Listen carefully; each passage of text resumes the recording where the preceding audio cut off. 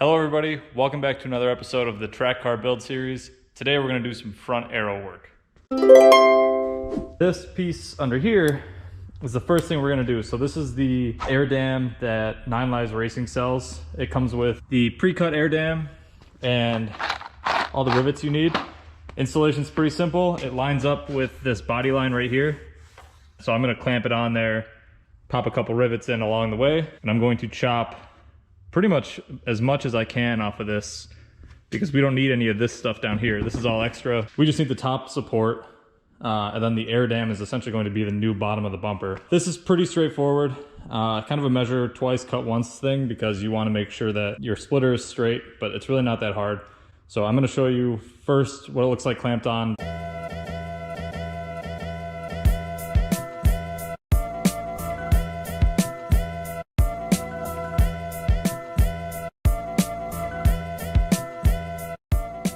Pro tip, an adjustable stool helps hold the center up perfectly. It is too heavy for just two clamps to hold the entire thing up. This is what it's gonna look like. You can see the body line. Obviously it'll be tucked up correctly when I rivet it, but I just wanted to make sure I was gonna cut in the right spot. Comes right to the top of the bumper, and then it's pre-shaped to the wheel well. I thought about making one of these myself. It wouldn't be too hard with some ABS, but honestly for the price, it's just worth going with this route. Oh, this bumper's cracked. That's good to know. We'll probably just like hot glue that or something, I don't know. So the rivet holes here, I want to leave enough material beneath it for the rivet to grab. So I'm probably gonna go, I don't know, 1.25 inches from the top of the bumper, probably around 3/4 of an inch below the rivet. I'd hate to drill too low and then it doesn't work. So the rivets pull through, anything like that. So I'm gonna drop this off, cut that, and then we'll put it back up and start marking out holes.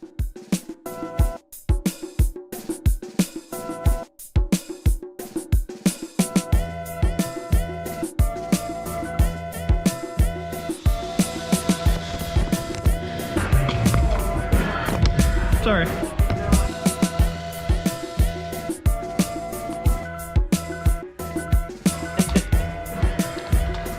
There you see it. That saw from Harbor Freight works great. So I cut all the way around, and I even cut these little support thingies that go back here. I left the top so that we can still bolt to something. So now I'm gonna bolt up the splitter air dam again and then start working from the center out, drill some holes, chase it with rivets as I go. That way I know it's flush all the way around.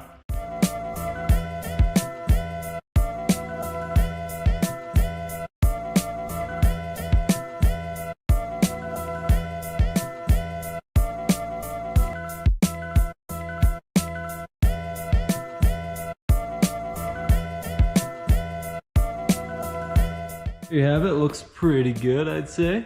But it's all riveted up. Flush with both ends, which is really clutch. So that's all squared away.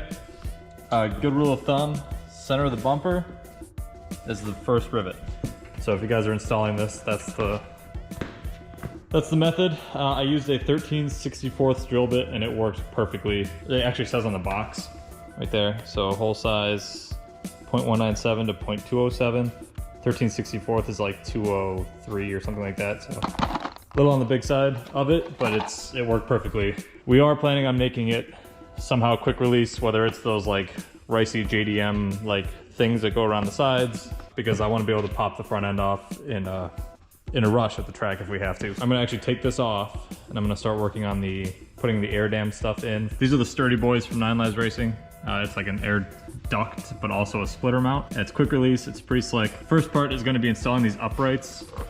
For you NA guys, I am missing the part that goes in here and acts as a spacer. This lip right here comes out. So all I'm gonna do is take some nuts. These are M6s. So I'm gonna slip these in the back as like a temporary spacer, and then I'm just gonna message Johnny and buy those pieces individually. So I didn't have really a good place to put you guys, but you can see it's just the top bolt and this bolt over here, and they're sturdy. I mean, no pun intended with the name of the product. I did realize I forgot to put the plate in, so I might have to pop that out first. I was able to bend it by hand and get it out of the way. You can see how this pivot's on here. So when the splitter is in place, gravity will just keep it down, and then it's at an incline. So the air will push it down into the splitter and everything's gonna be rock solid. So there's no need to like bolt the front end down or anything like that. The adaptability actually works really well for like height adjustment on your splitter. Let's figure out the side brackets. These guys, they bolt up to the outside of this, and that's what the splitter will actually mount to. I did sadly have to bend our nice new AWR mount. So this is now parallel to the ground. These are not fixed yet. They are movable, and it's very possible I didn't put these in correctly, but for what I'm doing, it's perfectly set up. I'm probably gonna toss the bumper back on real quick, just to make sure we have the height right, and then I'll take the jack and I will support the splitter from underneath, push it all together, make sure we're all in a spot that we like, and then I'll mark these holes. There are slots on each one, so I'll mark them all, probably just the outside ones, honestly. That'll be what bolts the splitter up.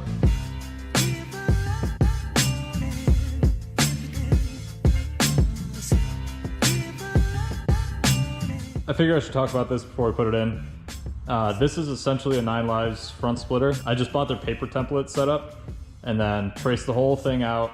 We routed it out, cut it out at his wood shop, and then I undercoated the entire thing, top and bottom. This lightweight pocketing, I just looked at the picture from 9 Lives website. We made sure we were inside the points where the brackets were gonna bolt up. But that's really it. So this is gonna be the top side, and then we did a 45-degree chamfer on the bottom side. That way our approach angle isn't just a sharp edge that'll get destroyed.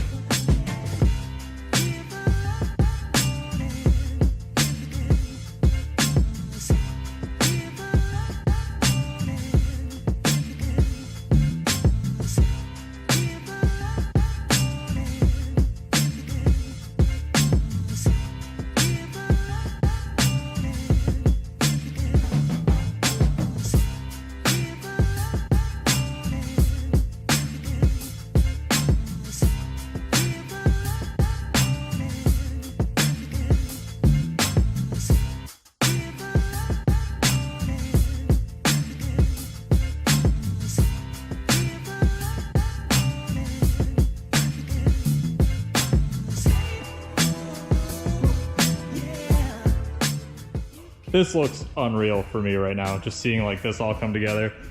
I didn't set any angle or anything. I gotta get my angle finder from my house. So these are separate. The bumper and this never like contact each other through a boltman. And you can see I marked this, but I never did it. I just did the outer 6 bolts, and honestly that's gotta be way more than enough. The other thing I have to do is back in here, there's a way to mount it to the subframe. So I'm gonna figure that out later. This ridge is supposed to be for that air dam to pocket into. We cut it too far out, we noticed after we cut it. So what I'm gonna do is go to Home Depot or Lowe's, get some garden trimming and put it around the back. That way it has a back support to keep it from flexing in. And I'll just drill that in with some wood screws or something. Another thing to note, these bolts, they do stick out a ways. So they are very long.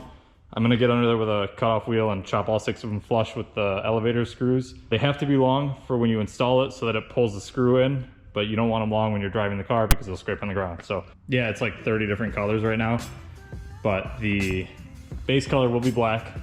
Wrap, this will probably just stay ABS because it's really hard to wrap this kind of stuff. We'll wrap this, these will fit up correctly when we're done. I gotta get new like backer plates. This bumper's pretty smashed. So these are, they're called spill plates for the splitter. They go on the end here, and they kind of like end plates on a wing. They keep the air from spilling over the edge. So it's very simple. There's 2 holes, and then they come with these little Phillips head screws. I'm just gonna pilot drill the holes, and then I'm just gonna ram them in with these, and we'll obviously have to cut the bottom off kind of like the other ones, but that seems to be standard practice. There you have it, and yes, that is the correct way to do it. I double checked on their website before I installed it. Always a good idea. This looks so sick.